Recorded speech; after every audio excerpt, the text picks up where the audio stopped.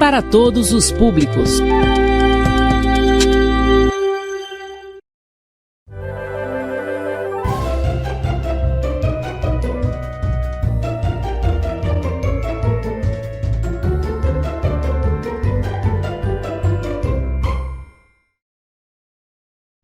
Boa tarde, gente. Estamos de volta com o projeto Escola em Minha Casa, projeto de vida, projeto da Prefeitura de Rosário por meio da CEMED, e a gente vai dar continuidade hoje aos conteúdos de 8º ano. A gente já veio falando um pouco sobre transformações que ocorreram na Europa, principalmente por meio das ideias iluministas, né? E como essas ideias advêm em mudanças que acontecem aqui na América, né? Como é o reflexo dessas ideias aqui na América. Falamos de alguns acontecimentos aqui no Brasil, quando a gente fala sobre a conjuração baiana e a conjuração mineira, né? Falamos sobre a independência, a Revolução Francesa, a independência dos Estados Unidos, e agora a gente vai falar sobre um problema um pouco mais longo, vamos dizer assim. Não chega a ser um problema, na verdade, é um problema para os reinos europeus, mas o processo de independência pelo qual a América Latina vai passar é a formação desses novos países que nós conhecemos até hoje, né? Então, hoje nós iniciamos nossa 8ª aula, que é a independência da América Latina. Tá? Pra gente falar sobre a independência da América Latina, a gente tem que entender uma coisa. Na América Espanhola, que é todo esse território que foi colonização espanhola, essa independência, ela vai ter uma movimentação muito específica. Obviamente, cada área com suas especificidades, mas com características bem típicas. Em que sentido? Existiam contradições internas de cada região e, obviamente, as inspirações do iluminismo, as inspirações em movimentos como a Revolução Francesa e a independência dos Estados Unidos vão levar a um processo revolucionário muito significativo nessas áreas, né? Levando, obviamente, à emancipação de cada um das capitanias gerais e dos vice-reinos que já haviam se formado no território da América Espanhola. Para a gente falar sobre isso, a gente vai destacar alguns tópicos para pensar o contexto histórico desse período, né? A primeira coisa, a população desse período, a população da América Espanhola, ela é formada por uma população miscigenada entre espanhóis, nativos, africanos e seus descendentes, sejam eles livres ou escravizados. A gente também vai destacar que existiram movimentos que inspiraram essas independências, como a independência das 13 colônias, que é o que a gente chama hoje de Estados Unidos, e a Revolução Francesa, né? As 13 colônias, a independência das 13 colônias em 1776 e a Revolução Francesa em 1789, né? Serviram de grande inspiração para esses movimentos que vão se estruturar. Terceiro tópico, descendentes de um governo metropolitano, que eram grupos menos favorecidos aqui na América, eles promoveram rebeliões contra a metrópole, né? Eles são descendentes dos espanhóis e são uma elite, têm privilégios, só que eles não são a classe social mais privilegiada da região colonial. E a gente já vai falar sobre eles.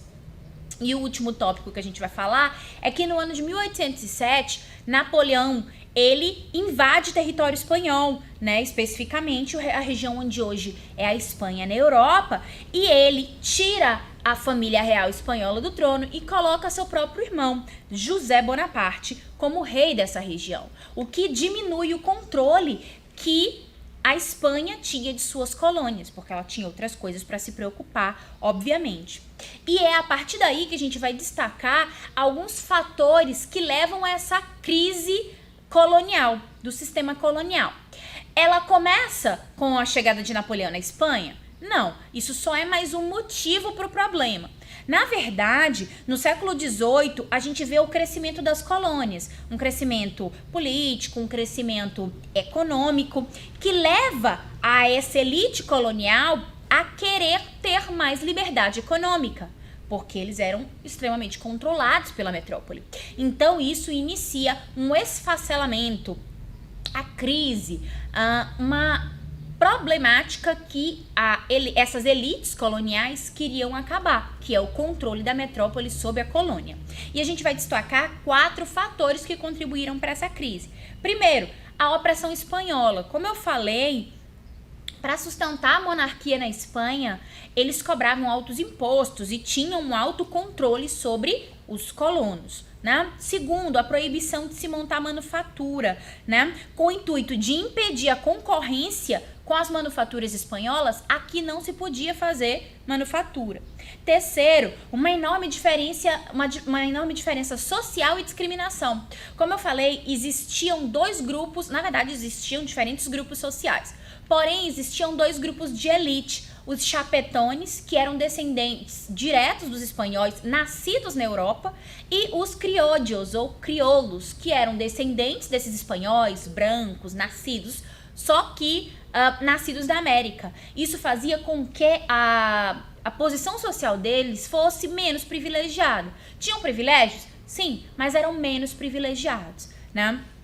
Então a gente vai ver que o descontentamento surge, na verdade, nessas classes sociais. É só a elite que está descontente? Obviamente que não. A gente vai ver que muitos dos movimentos vão surgir em classes populares, mestiços, do povão mesmo, né? Só que os crioulos ou criollos, eles vão conseguir ter controle dessa movimentação, né? E só pra gente entender quem eram esses criollos, né? Quem eles eram? Como a gente já falou, eles eram descendentes de espanhóis nascidos na América. O que eles questionavam desse sistema? Eles estavam descontentes com o monopólio comercial praticado pela metrópole e com a ausência de representantes na política. E como contribuíram para o processo de independência, né? Eles aproveitaram-se da fragilidade do Império Espanhol, lá porque Napoleão invadiu a Espanha, para dar início a um conflito a conflitos no plural, porque não é só um, né? Que resultaram na independência e na formação de diversas nações latino-americanas. Então a gente vai falar aqui dos movimentos de independência de cada um desses vice-reinos e capitanias gerais. Bora lembrar, lá quando a gente falou sobre colonização espanhola, lá no 7º ano, que para melhor administrar foram criadas capitanias gerais e vice-reinos. E a gente vai falar isoladamente um pouquinho de cada uma, tá? Não se preocupem porque não é nada muito extenso, né? A gente começa falando da emancipação do vice-reino da Nova Espanha. A Nova Espanha, o vice-reino da Nova Espanha, era o que hoje, atualmente, é o México, né? Em 1810, a gente vê o início desse movimento de independência no povoado de Dolores. Esse movimento foi iniciado pelos crioulos? Não, ele foi iniciado por grupos mais populares. Esses grupos foram liderados por um padre chamado Miguel Hidalgo, né? Era um grupo de indígenas e mestiços que lutavam contra um governo colonial, iniciando uma revolta que foi chamado de Grito de Dolores, justamente porque começa no povoado de Dolores. Quais eram as ideias de Miguel Hidalgo? Né? Ele defendia a divisão das grandes propriedades rurais e distribuição de terras. Ele falava sobre a suspensão dos tributos sobre comunidades indígenas e a abolição da escravidão. Para defender essas ideias, ele forma um exército de indígenas, mestiços e brancos pobres que se dirigiram em direção à cidade do México, que era a capital da região na época, né? Carregando estandartes de Nossa Senhora de Guadalupe, que é uma santa de origem mexicana, né? E eles chegam a conquistar algumas cidades no meio do caminho, só que quando eles vão enfrentar as forças da coroa espanhola efetivamente, eles são vencidos. Hidalgo é preso e executado em 1811. Professora, quer dizer que esse movimento acaba? Não, esse movimento dá continuidade com um padre mestiço chamado José Maria Morelos. Ele toma a liderança desse movimento que o Hidalgo estava liderando até então, né? E ele convoca uma assembleia, reunindo representantes de vários grupos sociais. No dia 6 de novembro de 1813, ele declara a independência do México. Em 1815, Esse governo é dissolvido. 2 anos depois dessa estrutura de declarar independência, o governo é dissolvido. Por quê? Porque essa independência ela foi proclamada por grupos populares. E os grupos mais ricos, principalmente os criollos, que queriam uma independência, eles não queriam uma independência feita por revolta popular, né? Eles se unem à metrópole espanhola para defender ideias e desejos em comum, né? Maria Morelos, em 1815, ele é capturado e executado também. Os grandes proprietários de terra, eles desejavam uma independência, como eu falei anteriormente, mas não uma independência que viesse de revolta popular. Em 1821, um general chamado Agustín Iturbide, ele já tinha lutado contra os rebeldes anteriormente, né?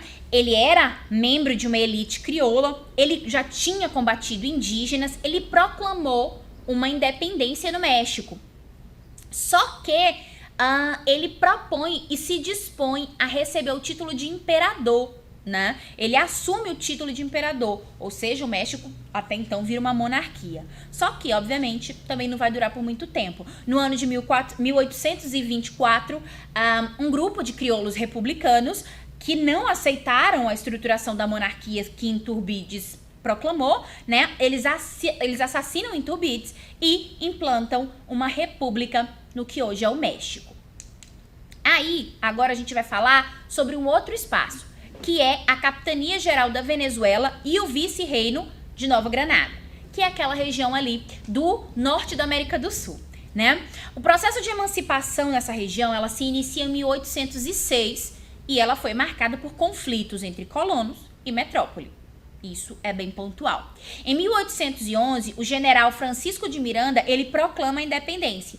Só que ele é preso pelos espanhóis, né? E ele acaba falecendo na prisão. Quem toma a liderança desse movimento é um homem que tem muita importância para diferentes movimentos de independência na América Latina, que é o Simón Bolívar, né? Ele assume a liderança desse movimento e ele apoia essa independência, principalmente a partir da ideia da formação do que ele chama de Gran Colômbia, né? Em 1823, que é a região onde hoje é a junção da Venezuela, da Colômbia e do Equador, tá bom? Mas só pra gente entender quem é Simón Bolívar, né? Ele nasce em Caracas, que fica na atual Venezuela, né? Ele tinha origens aristocráticas, ele é considerado um dos mais importantes líderes dos movimentos de independência da América Latina. Ele esperava que após a independência das antigas colônias espanholas, haveria a formação de uma confederação latino-americana. Ele fala um pouco da ideia de pan-americanismo. Professora, mas pan-americano não são aqueles jogos que todos os esportes participam aqui na América e tudo mais? O termo pan-americano fala justamente sobre a união da América, né? Ele tinha uma ideia de união, né? Só que as elites crioulas de cada lugar tinham interesses diferentes. Daí porque a gente vê a fragmentação da América Espanhola em diferentes países. Agora a gente vai destacar uma outra região que entra em processo de emancipação, que é o Vice-Reino do Rio da Prata. O Vice-Reino do Rio da Prata é a região mais sul da América do Sul, né? Em 1810 se inicia uma campanha de emancipação dessa região. Ela é marcada por divergências de interesses entre grupos que buscavam um novo sistema e um grupo de elites crioulas que pretendia garantir seus privilégios. Em que sentido? Os crioulos já têm privilégios, eles só querem se manter no poder. Só que existe um outro grupo que quer ter privilégios também, só que os crioulos não querem isso. Então a gente vai ver dois grupos batendo de frente para quem estaria no poder. Em 1816, os argentinos declaram oficialmente sua independência e eles formam o que a gente vai chamar de Províncias Unidas do Rio do Prata. Em 1811, o Paraguai proclama sua emancipação política. 2 anos depois, um crioulo chamado Gaspar Francia, ele estabelece uma política isolacionista. Daí o Paraguai se torna mais fechado. Bora lembrar, gente, que o Paraguai, ele é um dos poucos países na América que não tem contato com o mar. Então, ser isolado é um problema econômico e político para esse país que vai virar mais para frente um problema muito maior. Tanto que a gente vai ver como vão desenvolver guerras a partir dessas tensões políticas e espaciais, que a gente vai estudar quando for falar sobre a Guerra do Paraguai, ok? Só que não é só o Paraguai e a Argentina que formam essa região. A gente também vai destacar a independência do Uruguai. Diferente da Argentina e do Paraguai, que já se tornam independentes aqui, o Uruguai, ele é território anexado ao Brasil. Porém, a Argentina e Paraguai não são os únicos países que formam essa região aqui do Reino do Rio do Prata. O Uruguai também faz parte dessa região. Até 1817, o Uruguai ele estava sob domínio espanhol, só que ele é anexado ao Brasil e ele se torna a província da Cisplatina. E, obviamente, é agregado a território da América Portuguesa.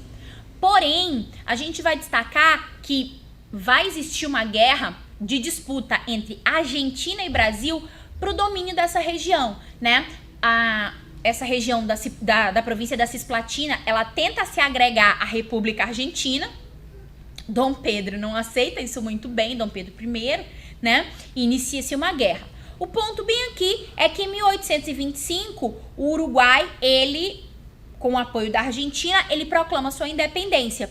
E ele forma a República Oriental do Uruguai, que só foi ser reconhecida pela América e pelo Brasil também em 1828, tá?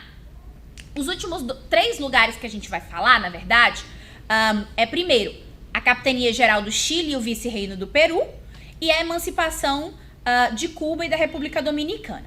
Em 1818, ocorreu a emancipação política do Chile e de O'Higgins, que é assumido, no caso, que O'Higgins assume a liderança desse país, né, a presidência desse país. A Espanha, ela não estava disposta a abrir mão da riqueza que tem nessa região, principalmente Minas de Prata e Minas de Ouro. San Martín, que é um dos grandes também líderes, juntos com Simão Bolívar, um dos grandes líderes desse movimento de independência, ele parte com seus homens em marcha do Chile para o Peru, em uma missão que durou 3 anos e implicou atravessar toda a região dos Andes, né, aquelas áreas montanhosas. E a batalha mais decisiva é a Batalha de Ayacucho, né, que acontece em 1824 e firma a emancipação do Peru, né, a vitória da emancipação do Peru. Em 1821, a gente vê a independência da República Dominicana. Só que ela foi uma área que, depois da sua proclamação de independência, ela foi dominada pelo Haiti. Professora, mas o Haiti também não era uma região colonial? Sim, só que a gente vai ver que o Haiti é a primeira região que efetivamente proclama uma independência. Então, a gente vê que nesse momento ele ainda consegue ter vamos dizer, uma expansão da sua força política. Tá? Em 1850, iniciam-se as lutas pela independência de Cuba e a gente vê a emancipação definitiva só em 1901, para vocês verem como a disputa pelo poder em Cuba demorou tanto tempo, né? Vamos pontuar aqui só para falar um pouquinho sobre José San Martín, tá? Ele foi uma das principais lideranças militares de conquista aqui na região do sul, da América do Sul, né? Ele lutou nos territórios que hoje são Argentina, Uruguai, Chile e Peru. Ele defendia a ideia de que os países independentes da América adotassem um regime monárquico e fossem governados por príncipes europeus para, assim, evitar uma guerra civil e facilitar o reconhecimento da soberania por parte de países europeus. Porém, depois ele abandona esse projeto e entrega a liderança das suas forças de exército para Simão Bolívar, né? Só que, apesar de San Martín e Bolívar terem papel muito assíduo e muito ativo nesses movimentos de independência, a gente vai destacar aqui que mesmo eles foram muito questionados nesse processo de independência. Como a gente disse, a elite crioula, eles tinham interesses de manter seu poder, então haviam sempre muitas disputas. Para a gente fechar esse processo de emancipação, a gente vai falar justamente sobre o que a gente estava falando anteriormente. O Haiti como a primeira região a se tornar emancipada, independente, nesse momento aqui de eclosões de movimentos de independência, né? A primeira coisa que a gente tem que entender para falar do Haiti, a gente tem que entender que o Haiti, ele começa, a primeira construção espanhola aqui na América, ela acontece justamente em 1492, na ilha de Hispaniola, que é justamente a região que vai mais para frente formar o Haiti, né? Essa ilha, ela vai se dividir em duas regiões, o Haiti e a República Dominicana. No século XVI, parte dessa ilha, ela é ocupada pelos franceses. Até então, só espanhóis, mas no século XVI ela vai ser ocupada pelos franceses, né? E os franceses se estabelecem na parte oeste da ilha, né? Em 1691, a Espanha reconhece, tudo bem, vocês podem ficar com essa parte bem aí, e é por isso que os franceses fundam o que eles vão chamar de Santo Domingo, ou São Domingos, né? Que é a ilha de Santo Domingos. Em 1791, o filho de um líder tribal africano que foi capturado e levado para a ilha de São Domingo para ser escravizado, é um homem que recebe o nome de François Dominique Toussaint Louverture. Ele lidera uma rebelião que resulta na abolição da escravidão do Haiti, além de efetuar a morte e a execução de proprietários de escravizados, proprietários brancos, e é por isso que a imagem do Haiti causa medo em boa parte das elites brancas desse período. Ninguém queria que a mesma coisa que aconteceu no Haiti acontecesse em outro lugar. Por quê? Porque isso aqui é uma rebelião escrava. É uma população que até então estava em grilhões, acorrentada, escravizada, se libertando da base da violência, né? Isso causava terror em todas as elites, do Brasil, do sul da América do Sul até o topo da América do Norte. Ninguém queria que a coisa que aconteceu no Haiti acontecesse também em seus lugares, né? Em suas províncias, em seus países e tudo mais, né? Porém, Toussaint Louverture, apesar de proclamar esse fim dessa escravidão e conseguir meio que estruturar um tipo de independência, ele ainda é um reflexo do que vai acontecer na França. Em 1795, os jacobinos, que eram um grupo mais radical da Revolução Francesa, eles assumem o poder da França e eles reconhecem o fim da escravidão em suas colônias, né? Louverture, ele ascende ao poder, ele conquista também a parte oriental da ilha, que pertencia aos espanhóis até então. Só que Louverture, o governo dele, ele não é apoiado por brancos e mestiços, né? Eles veem o governo dele como muito perigoso, né? Em 1801, como Louverture meio que perde apoio de boa parte da população, Bonaparte já estava no poder, ele se aproveita desse enfraquecimento de Louverture para reconquistar o poder na ilha, né? E Louverture acaba sendo preso e deportado para a França. Só que esse movimento de independência e de força do Haiti não acaba. Em 1804, Jean-Jacques Dessalines, ele assume o controle e proclama a independência do Haiti, da colônia, né? Um novo estado acaba recebendo o nome de Haiti. Em 1806, Dessalines foi assassinado e a ilha foi dividida em dois países. Ao sul surgiu uma república e ao norte uma monarquia.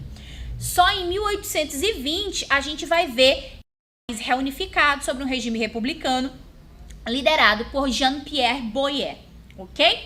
Então a gente vê esses movimentos de independência. Para a gente entender que as questões ligadas a essa luta anticolonial, ela se misturou com interesses locais, gerando sempre disputas entre líderes militares, líderes políticos, entre grupos sociais diferentes, né?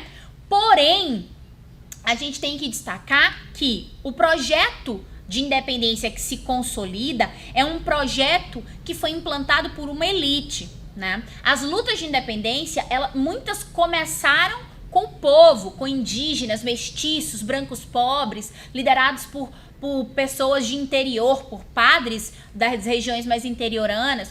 Porém, o projeto de independência, a ideia de independência que se consolida é a ideia de uma elite crioula, né? Por isso que a gente vê que ainda tem concentração de terra na mão de pouca gente, enormes desigualdades sociais que continuaram sendo mantidas, né? As lutas por independências, elas envolveram índios, mestiços, negros, mas foram comandadas pelos brancos, que já atuavam na administração colonial e eram envolvidos no comércio. E por isso que os novos estados nacionais foram organizados para defender os interesses dos grupos dominantes, né? A gente vai ver que as ideias de San Martín, de Simão Bolívar, foram esquecidas. As vontades de Miguel Hidalgo também. As propostas feitas por movimentos populares foram colocadas de lado, ok? Então a gente acaba hoje de falar sobre a independência da América Latina. Na próxima aula a gente começa a falar e diferenciar a emancipação política que vai acontecer aqui no Brasil, né? E qualquer dúvida, leiam seus livros, falem com seus professores e a gente se vê na próxima aula. Até!